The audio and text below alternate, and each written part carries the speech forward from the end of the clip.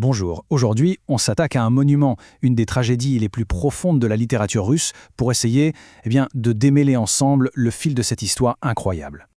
Tout part d'une question vraiment fondamentale que Dostoïevski nous lance avec son roman monumental, L'Idiot. Alors on se retrouve à Saint-Pétersbourg. Imaginez un homme d'une innocence presque irréelle, qui débarque. Et son arrivée, elle va tout, mais alors tout bouleverser dans cette société à la fois passionnée et incroyablement cynique. Et cet homme, c'est le prince Mushkin. Il arrive avec quasiment rien, juste un petit baluchon, un titre de noblesse, oui, mais aussi cette maladie neurologique qui lui a laissé une simplicité, une sorte de pureté enfantine.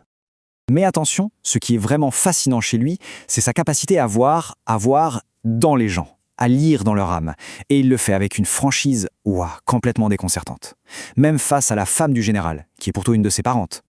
Franchement, son personnage, c'est une véritable anomalie. Pensez-y. Dans un monde où tout le monde est cynique, lui, il est confiant, il est ouvert, totalement honnête. La question, bien sûr, c'est est-ce qu'une telle pureté peut vraiment tenir le coup ? Et voilà comment cet homme, si étrange et si doux à la fois, devient le grain de sable, l'élément complètement imprévisible dans une équation sociale qui est déjà explosive. Très vite, le prince va être captivé, mais pas directement par une femme. Non, d'abord par son histoire. L'histoire de Nastasie Philippovna, une femme dont la beauté et la tristesse sont, légendaires. Une beauté, on le dit dans le livre, capable de révolutionner le monde. C'est fou, non ? Et pourtant, c'est justement cette beauté incroyable qui a été la source de sa perte, de sa ruine. En fait, elle est complètement piégée par son passé. C'est une femme qui en est venue à mépriser sa propre valeur parce que la société, elle, ne la voit que comme une marchandise. C'est terrible. Et c'est là que les choses se compliquent.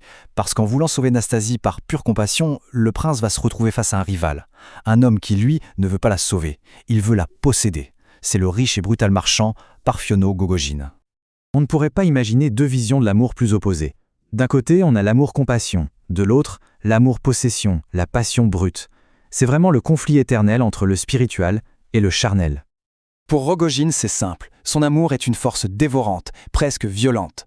Il ne voit pas Nastasie, la personne. Non, il voit un objet à conquérir, sa possession ultime. Et puis il y a ce détail, glaçant. Un jour, chez Rogojin, le prince remarque un couteau sur une table. Un simple couteau, mais cet objet devient le symbole de toute la violence qui couvre sous la surface. C'est une prémonition, un terrible présage. Toute cette tension, elle va exploser.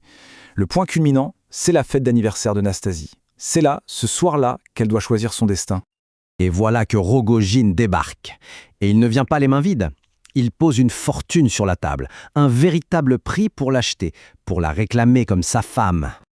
Alors là, face à cette humiliation suprême, cette tentative de la réduire à un prix, elle va reprendre le contrôle. Et de la manière la plus spectaculaire, la plus folle qui soit. Elle prend l'argent, cette fortune, et dans un geste de défi total, elle le jette dans le feu. Et elle crie à tout le monde de ne pas bouger, de laisser brûler. Et comme si ce n'était pas assez compliqué, il y a une autre femme, Aglaé.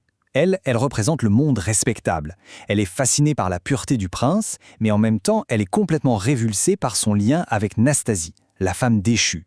Le prince se retrouve coincé, littéralement, entre deux mondes impossibles à réconcilier. Finalement, le prince fait un choix. Par pure pitié, par compassion ultime, il accepte. Il accepte d'épouser Nastasie pour essayer de la sauver. Mais le jour du mariage, coup de théâtre.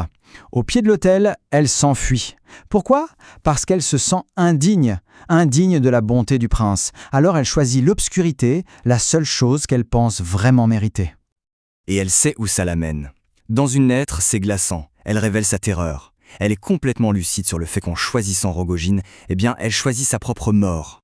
Le prince la suit. Il la suit jusque dans la maison sombre de Rogojin. Et là, il trouve son rival et une vérité terrible, silencieuse. C'est la scène finale. La compassion du prince qui se fracasse contre la réalité brutale de la passion humaine. Et son esprit, si innocent, en est brisé définitivement. Et au final, l'histoire se referme. Mais Dostoïevski nous laisse avec cette question.